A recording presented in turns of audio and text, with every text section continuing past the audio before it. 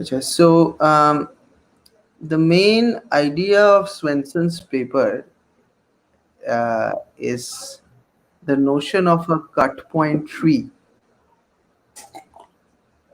It's very interesting in that sense. I mean, we'll start with an example. There was a picture in Swenson's paper. Did you look into it? There was a the picture was something like this. You had this. There are a bunch of circles. So Yes, let's sir. say The continuum. yes. So there is a circle like this, and then there is another circle like this, and a bunch of other circles are like this. And what we wanted to do is to create a tree, a tree out of uh, this space. Okay. Uh, how do we create the tree? This is a very old technique. I mean, um, one of the fundamental ideas of geometric group theory is that to understand the structure of a group, you find a space on which the group acts. Okay.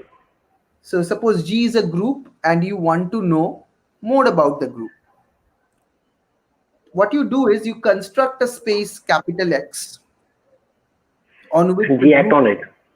exactly, G acts on X in a certain manner. Yes. And then by looking at that action, you can understand more things about the group. This is the general idea of this entire process of geometric group theory. Okay. And one of the challenges of this entire program is to find X. How do we find a space X on which the group acts Okay. in a useful manner? So we will be doing this process due to Swenson. I gave you the paper. Yes, sir. Swenson is a geometric group theorist. In fact, he did much of this work when he was at my university, my previous university Okay. Okay. in Wisconsin. So this uh, let's look at this simple picture. There are four circles. Forget about this extraneous thing. There are these four circles, and we want to create a tree out of these four circles. How do Okay. we do it? Well, we first understand there is something called a cut point in this particular space. There Yes, is sir. something called a cut point in this particular space. Now, what is a cut point? Well, a cut point is precisely what it means. I mean, if you remove the point, the space becomes disconnected, Yes. right? That's the Yes. definition of a cut. After removing this point, the space will be disconnected. Exactly. So that's the definition of a cut point. Maybe I can write this here that P, so M, suppose let's call this space M, this particular space, let's call this M, and this point is suppose small p. The small p in M is a cut point if M minus p is not connected. So that's the definition of a cut point. It's Yeah. very simple. You remove the point, the space becomes disconnected. This. So for example, in this particular picture, there are four cut points, right? There are Yes. exactly four cut points. There is P1, let's call them P1, P2, P3. Actually, three cut points. There are three cut points. Yes. Yeah. Okay. Now, a comment about M. M is something that we call a continuum. So what is a continuum? For our purpose, it's a Hausdorff topological space. There can be some more properties on it, like it is connected. Sometimes it is, I mean, the definition contains that it is compact. Yes. So there are certain topological characterizations of what is a continuum. So for example, I have the paper by Svensson. This is, let's look at Svensson's definition. Compact, connected, and Hausdorff space. I think that's what Svensson says, yes. So if you look at this definition by Svensson, a continuum is a compact connected Hausdorff space. That's the definition. It's very simple. Mm-hmm. And okay, so let me just go back to my paper, like the board. So we have this compact connected Hausdorff space, and we have defined a cut point. Yes. What Svensson will do is he will first identify the cut points. We have done it, right? Yes. Yes. And then he will define an equivalence relation on this space M. So what is the equivalence relation? Well, A is equivalent to B if they are not separated by a cut point. If they are not separated by a cut point.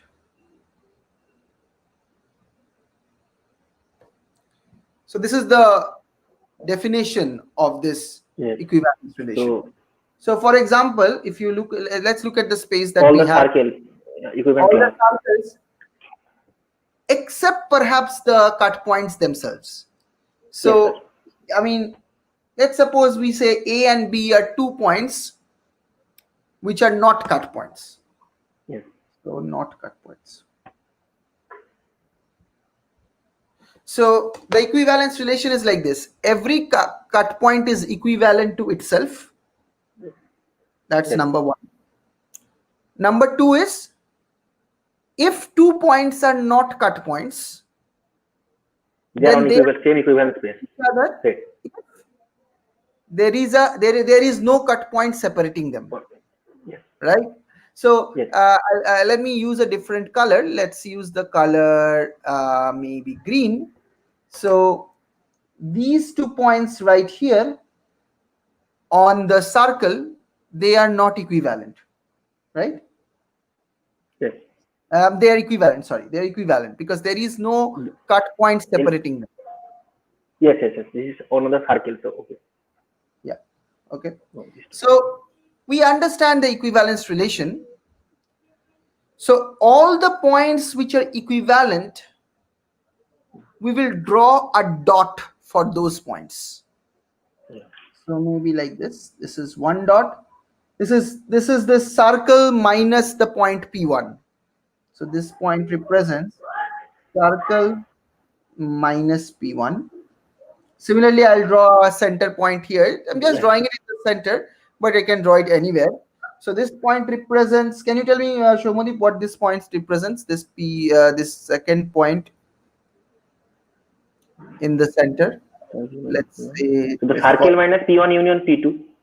Exactly. I'm removing P1 and P2. Right? So circle minus P1, P2, and their union, right? Correct. Similarly, I can have C3. I can have C4. Yes. Okay. So after this process, I have basically 4 points in this particular picture. There are 4 points in this picture. So maybe I can change the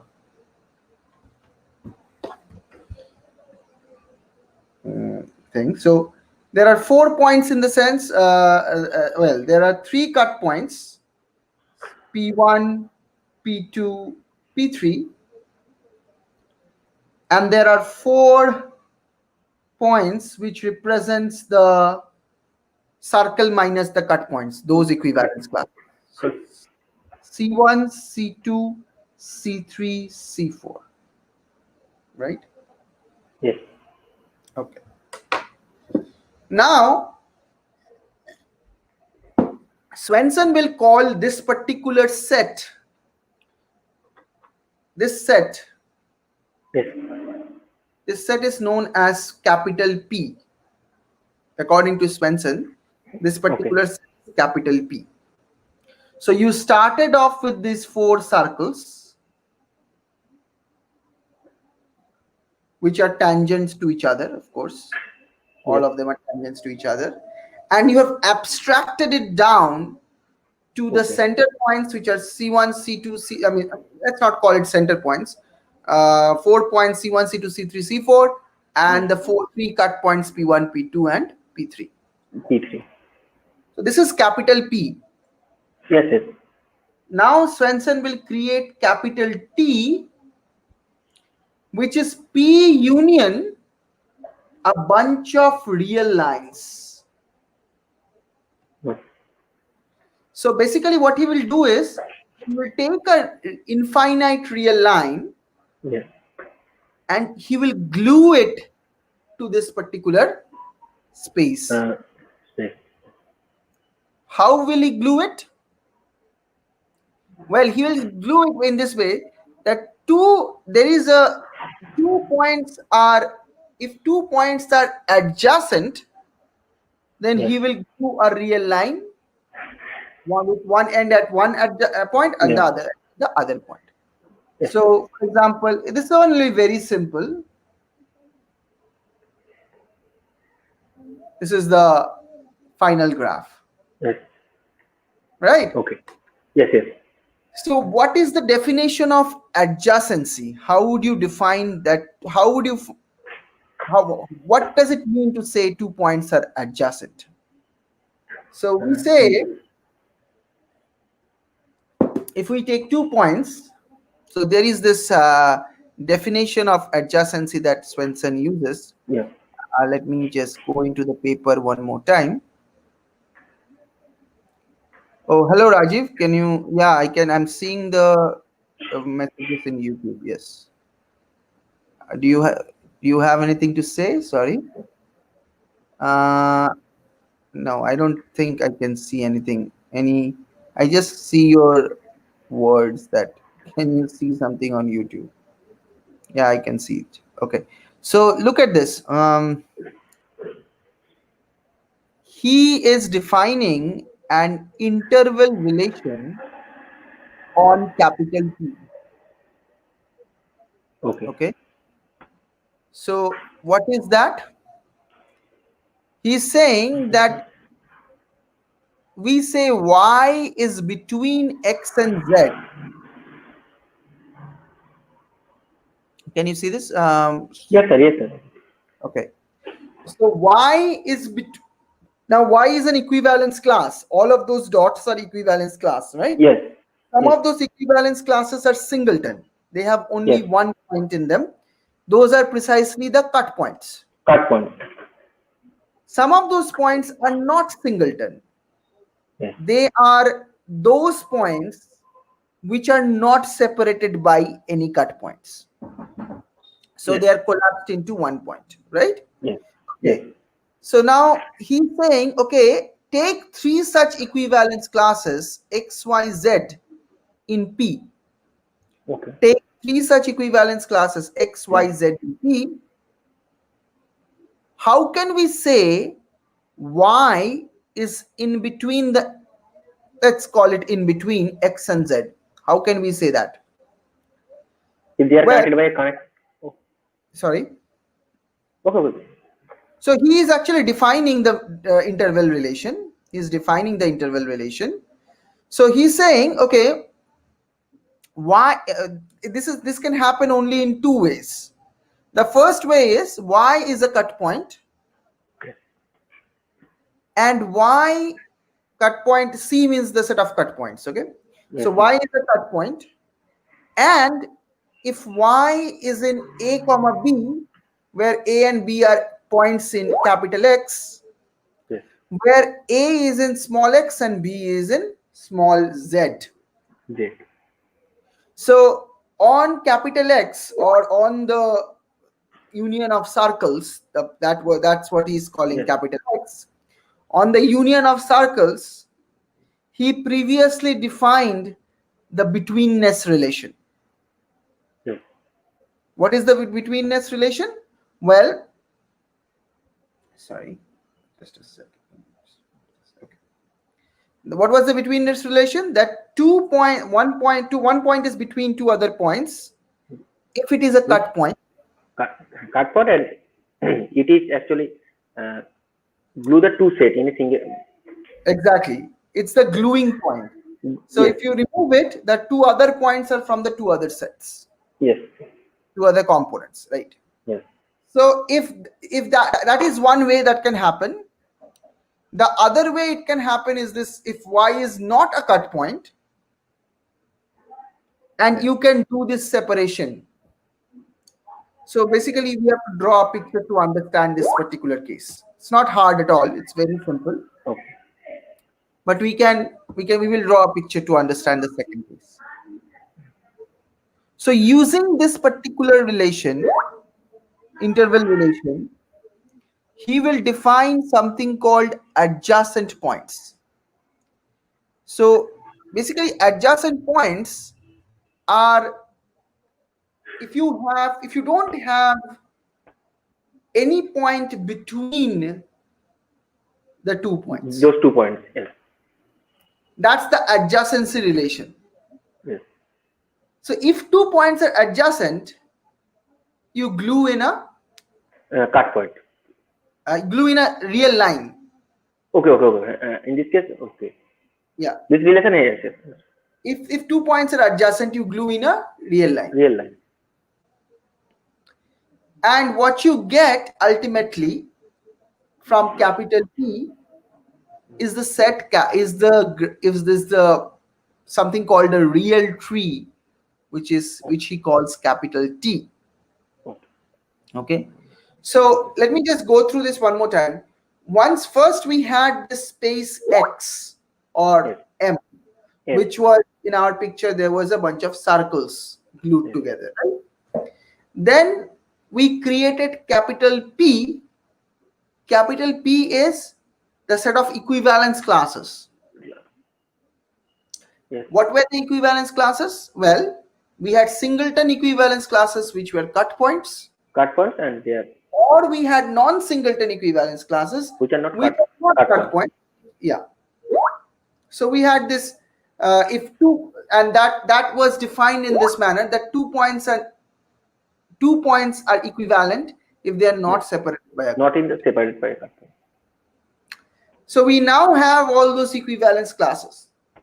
Yes. And then he defines an interval relation on capital P.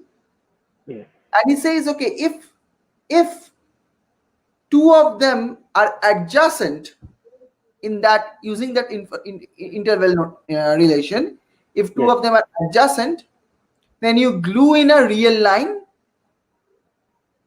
between them. Yes. Okay. So, Yes. and we have the final tree, which is capital T.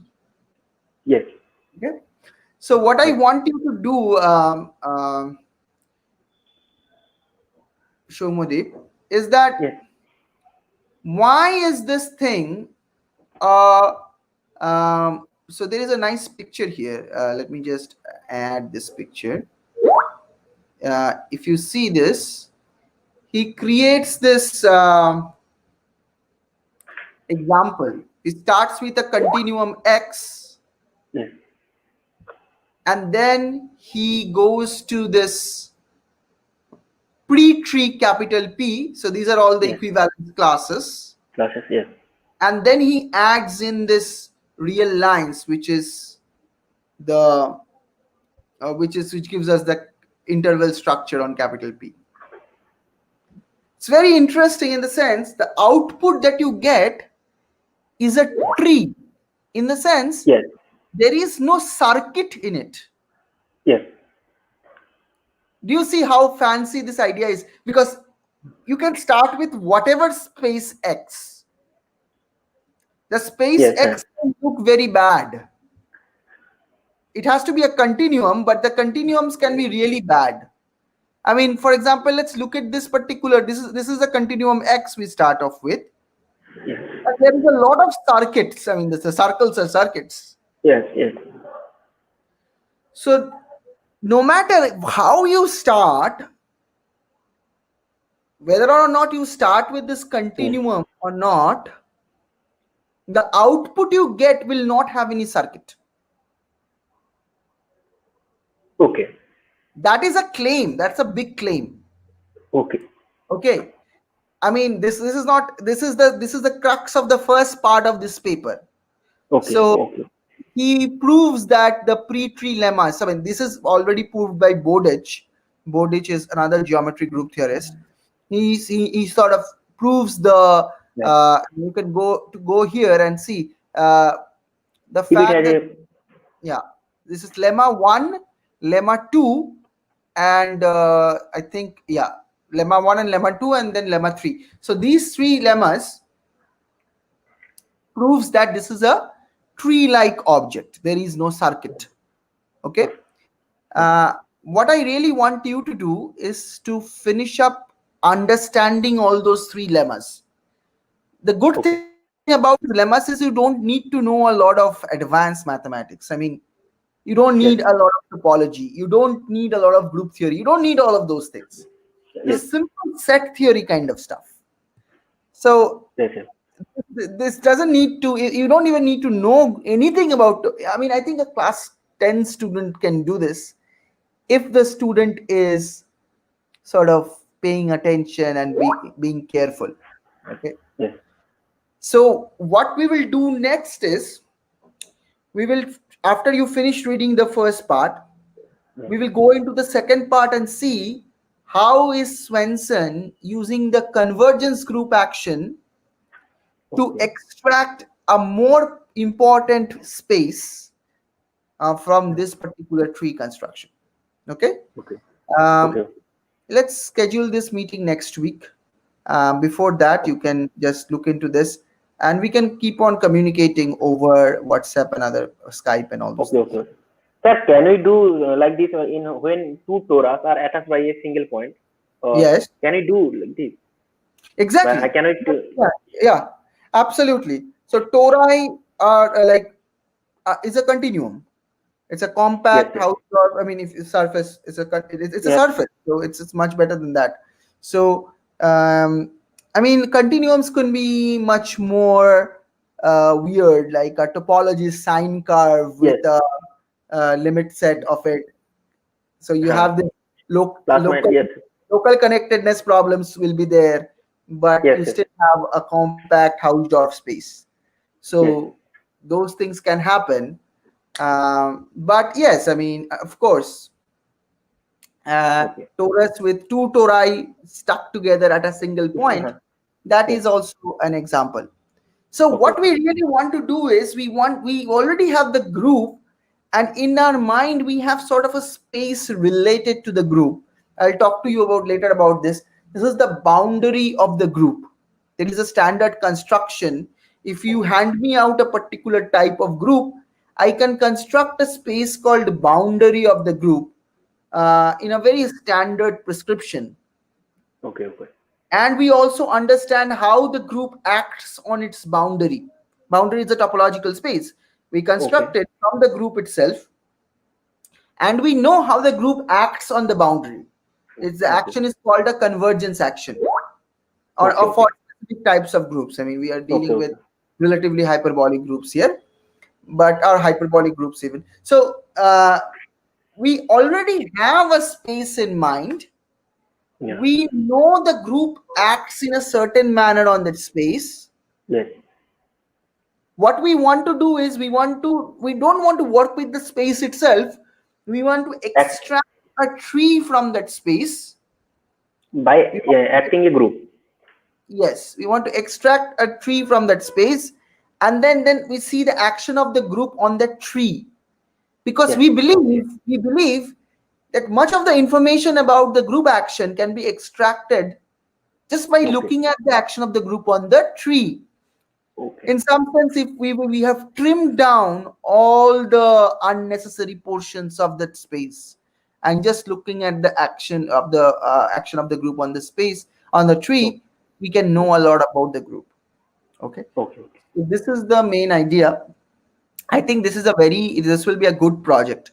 I mean, there are many applications of group actions on trees. I mean, there are Okay. different types of trees. There are simplicial trees, there are real trees, there are R trees, there are lambda trees. I mean, there is a lot of literature on this. But let's focus on this one thing, Yeah. and let's see if we can make some good progress. Okay. Okay. Okay, sir. Okay, Shomadip, I'll see you next week then. Bye. Okay. Okay. Thank you everyone for watching this, and